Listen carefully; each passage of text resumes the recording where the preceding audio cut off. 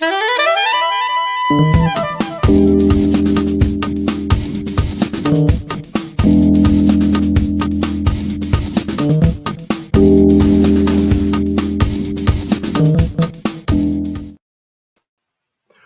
good morning and welcome to an Ignite Press book launch livecast. I am excited today to bring you a very special man with a very special book. Before I get there, just let you know that his book is available today on Amazon. And in fact, Mark Davis's Burning the Boat is available now on Amazon for 99 cents on the Kindle version. And we definitely recommend that you pick that up today. You're going to enjoy hearing Mark's story and learning more about burning the boat. Mark is an ordained minister. He's a nonprofit business consultant and speaker. He's president of the Atlanta-based training and consulting company Nonprofit Connection, Inc. He's also a certified nonprofit leadership and management expert with a master's degree in public administration. And he added that on top of a BA in psychology. What a great combination. For more than 20 years, he has been a leader in change management, working with federal programs and early education institutions. He's also a former Ironman triathlete and still enjoys running and cycling. Boy, that's just beyond me. Mark lives in Atlanta. He's a proud father of 3 daughters and also a pastor. So let's bring on Mark. Mark, how are you doing today? I'm doing well. Man, are you excited about your book being out in the wild finally and ready to go? I'm excited. Now I have some pressure to get back in triathlon shape. Oh yeah, now I realize. Yeah, I've outed you about the Right. Ironman stuff, huh? Man. That's beyond me, but I know it's not what we're here necessarily to talk about. Tell us, Mark, tell us about you before we dive into burning the boat. Tell us about you. So I'm just a kid who dreams big. That's it. I've always dreamed big. So I'm from Virginia originally, of course. As you mentioned, I live here in Metro Atlanta.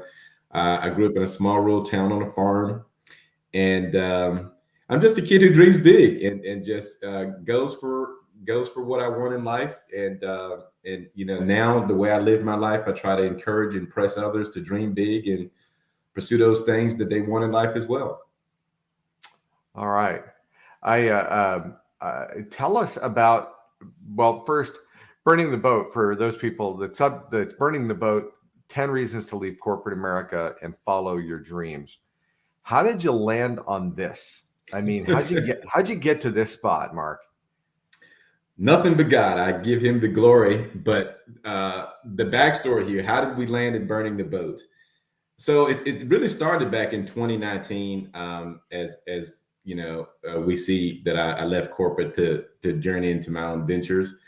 But I went with a group of fellow clergymen and women to Ghana, which is in West Africa.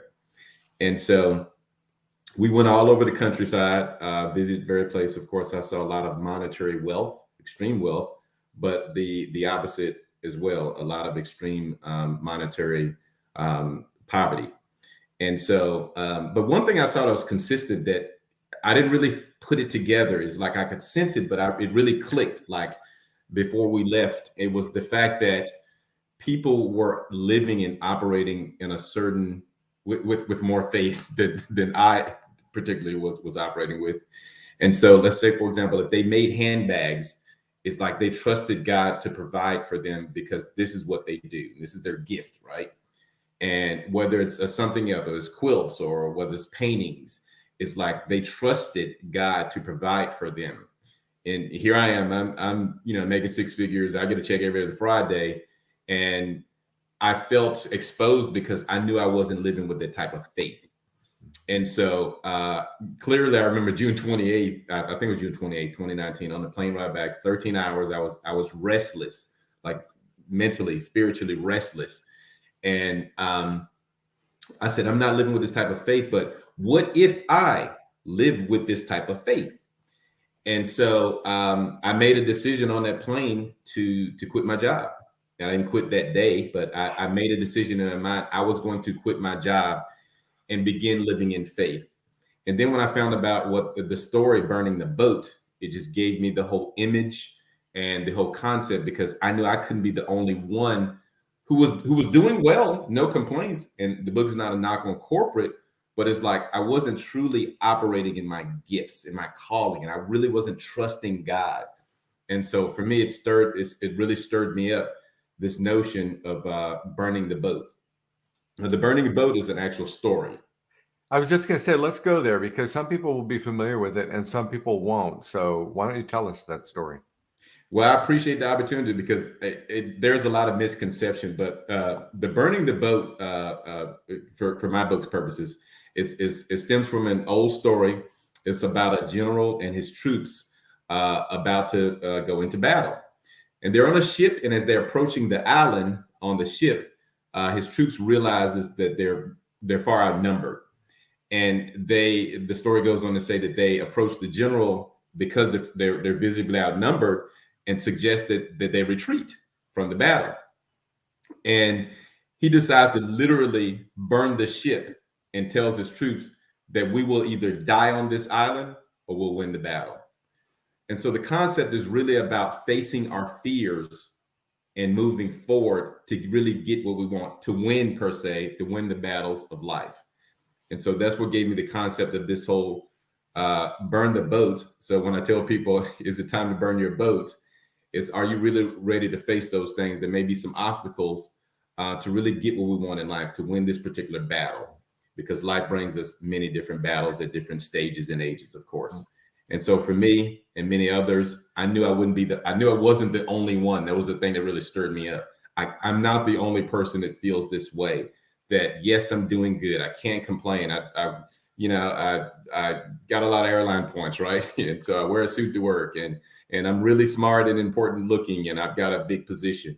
But was I truly happy deep down? No. Did I have other gifts and talents that were not pursuing? Absolutely not. And so for me, I felt as though I owed it to myself, as one of the chapter indicates in the book. I owed it to myself to see what would that look like, and the book obviously released during the pandemic. And so people are now, with the great resignation, right? People are now really understanding that we've only got one shot at this thing called life. So we may as well do what we want to do. Yeah, I mean, the book's very timely, right? You find so many people have been, over the last couple of years, really reconsidering their connections to their careers. And I love I mean, what you're really doing, Mark, is you're giving a clarion call for people to evaluate what they're doing now, and is that really truly working in God's gift that they've given them, or that God's given them. And I think it's incredibly valuable. And the whole idea about burning the boats, yes, it's that. Yeah, it's like, how many of us approach things in our lives with still one foot back in the other thing? It's like, yeah, we're going to transition from this to this, but we're going to keep one foot over here because it's really uncomfortable. Like, it's like stepping out of the house, it's like really uncomfortable, step all the way out of the house, and make that commitment. So I appreciate that. Now, by the way, a question came in. I'm going to put it up on the screen because I think it's a great question. Okay. And so let's go to that. So Chris writes, "Hey, Mark, one of your chapters is called 'You've Shrunk Yourself to Make Those Around You More Comfortable.' Yikes, that rings true for me. Can you describe an example of how you've seen people do that?" That's a great question, Chris. So let me use myself as an example, and I've shared this with other people, and many people can resonate to it. Many times we're around people in life, and I'm being honest. Sometimes they're family, sometimes they're friends, sometimes it's a significant other, a mate, potentially, and it's like we have this potential that we're aware of, but we don't really go for it because other people don't see us in that light. Right? It's like God clearly is telling this person, myself example, here are your gifts, but we don't want to ruffle any feathers because I don't want to seem like I'm, trying to be larger than life or bigger than everybody else. And it's because a lot of those folks around you they're not comfortable with seeing you in that light. And so we shrink ourselves. We stay down. We dim our light, in other words, to make those other people around us more comfortable. Many of us know we've got the gifts and talents, but we don't want to be Mr. or Mrs. Goody Two Shoes, right? And that's one example that I've experienced and lived life. But once you get over that, you begin to say, you know what, I want the best for myself. And if that offends someone, if my light offends someone, and as I've heard before, they're just gonna have to put on some sunglasses. I love it. I do think there's a lot to what you're saying. Especially as people grow and take on new things and new roles, sometimes their peers like give them guff over it or grief over it. Like, who are you to be all that, right? Who are you to hold yourself out as that, as the expert, as the speaker, as the performer, as the leader or manager, right? All of those things. Mark, when you were writing your book, can you think, was there like, I guess let's get into kind of some practical things here. What are some practical ways that people can really can truly either discover what it is that they really should be doing and or kind of burn the boats behind them so that they can focus on them? Well, a couple things. I will start with something when I feel led to. I share something. It's a poem actually that's in near the back of my book, is in the conclusion, and it's about what do you want in life. It's about what are we asking for in life. And I'll share briefly what the poem says. I bargained with life for a penny, and life would pay no more. However, I begged at evening when I counted my scanty store. For life is just an employer. He gives you what you ask. But once you have set the wages, why, you must bear the task. I work for menials hire, only to learn dismayed that any wage I asked of life, life would have paid. And this is by Jesse B. Rittenhouse. And so the point to it is that many of us in life, we're not asking for what we want. We're hoping to get by. Many of us, we're just saying, hey, we're just praying to get by to the next day. And life really gives us what we ask for. And I encourage, and I now live myself, I ask for a lot.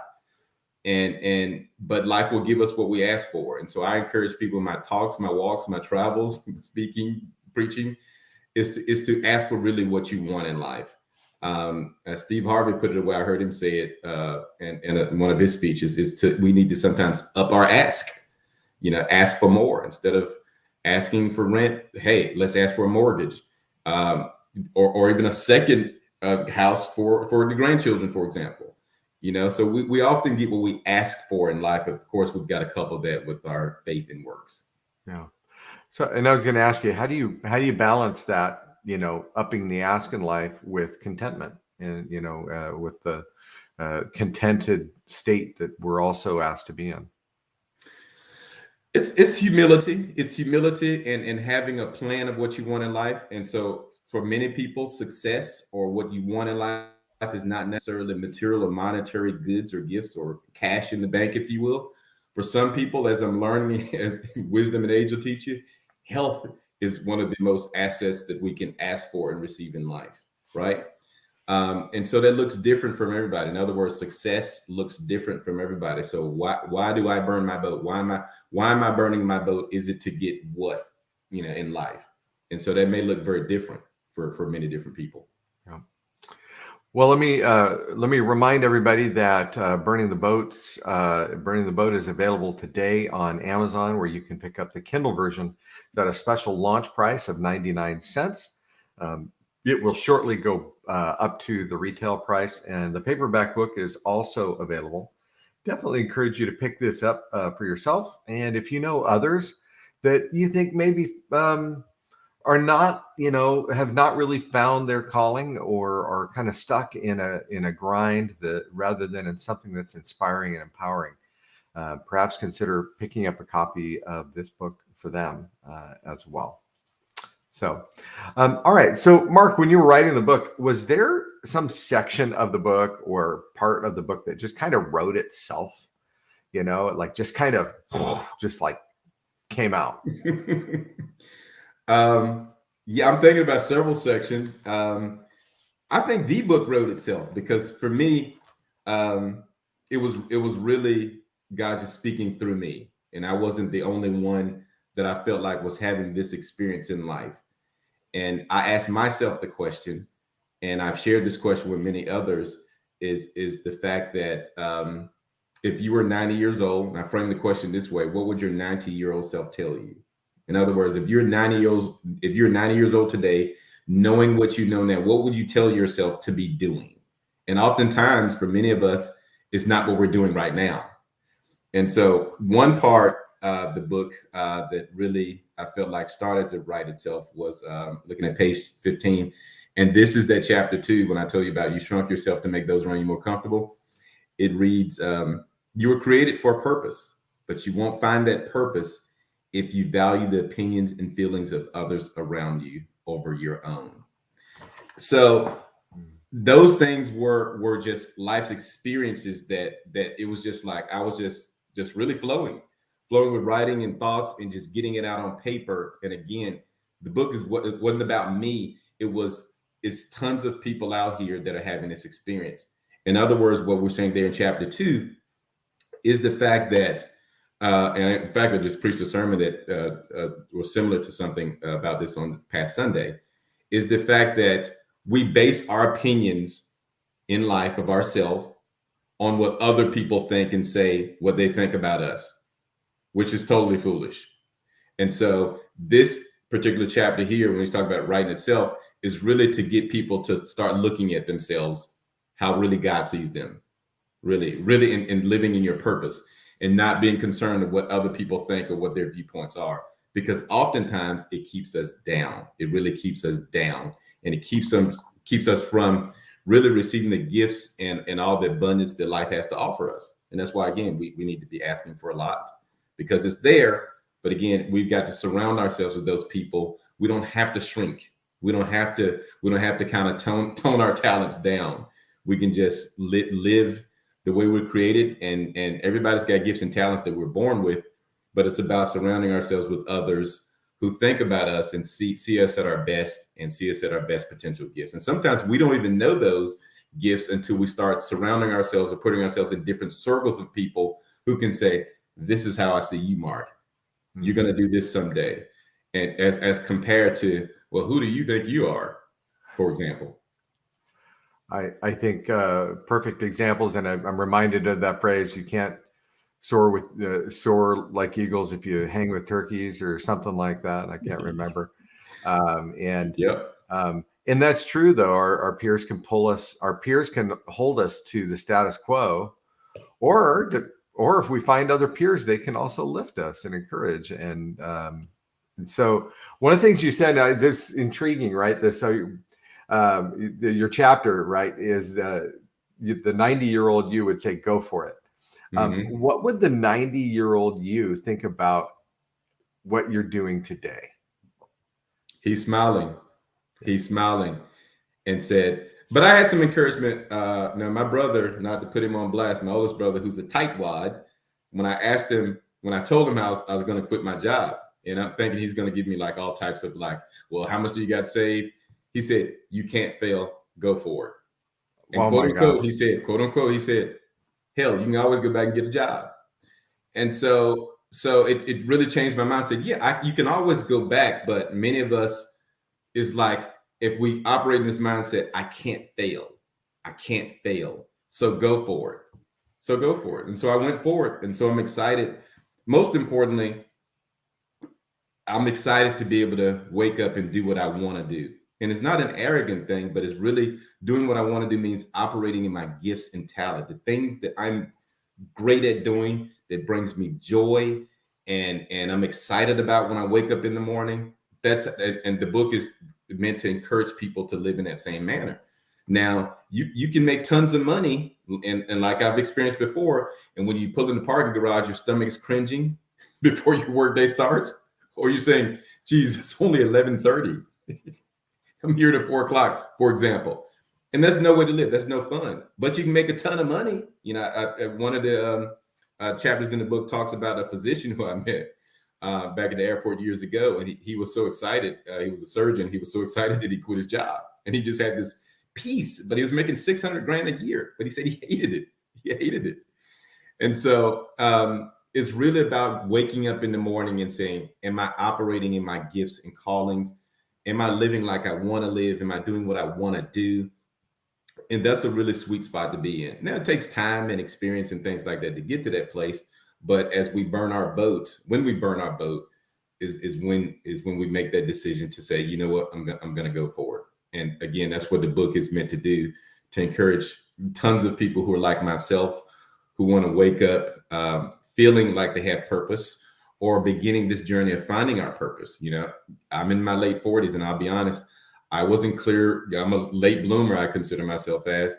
I didn't know my purpose until I started to really get to know myself, spend time with myself, and mature personally and spiritually. And so as we get to know ourselves, we can begin to say, what are my true gifts and talents, and then go for it. So the book Burning the Boat is on Amazon today for 99 cents. And so please pick that up. You get your copy there. So I want to talk actually briefly about the speaking that you do, the speaking and the consulting, and tell us a bit about what types of things you speak on, and what types of organizations you work with. So I work mainly with nonprofits. Of course, the name of my company is Nonprofit Connection, Inc. And these are federally funded programs to support the low-income communities. And so I grew up in a lower income community, so the experiences are near and dear to me. So I do feel like my day job, so to speak, is a ministry within itself, because I get to help support people through my training and compliance that my company offers to keep them funded so they can, support the low income community at large. And my speaking fits along with that, because I do a lot of speaking events, keynote speaking events for beginning of the year, end of the year, different points in times for these federally funded programs primarily. And I don't call myself a motivational speaker. Many say, "Oh, you're a motivational speaker." No, I'm not. I'm not. Respectfully, I'm not the Eric Thomas. I'm going to be three in the morning yelling in your face. That's not me. I consider myself more of an inspirational speaker, because my calling and gift is to encourage and inspire people to, as I mentioned, part of the book, use a lot of themes and information that stems from the book, is really to inspire people to go after what they want in life, and they can have it. But sometimes we need encouragement. We need encouragement, and we need someone to push us to say, you can do it. I can see you do it. I'll give you an example. I ran into a guy at an event, and this was a couple weekends ago at a birthday dinner party. And I hadn't seen him in several years. It's been nearly 10 years. And I said, "How's it going? Are you still doing the plays?" He was a playwright. He was starting doing some plays in a small town outside of Metro Atlanta. And he kind of looked downward. He said, "No, I hadn't done anything in a while." And I'm looking at him like, that was your happy place. And I said, "You need to be doing stage plays again. Pandemic's about over. You need to be doing it." And his face just totally changed, lit up, because I could see that was his dream.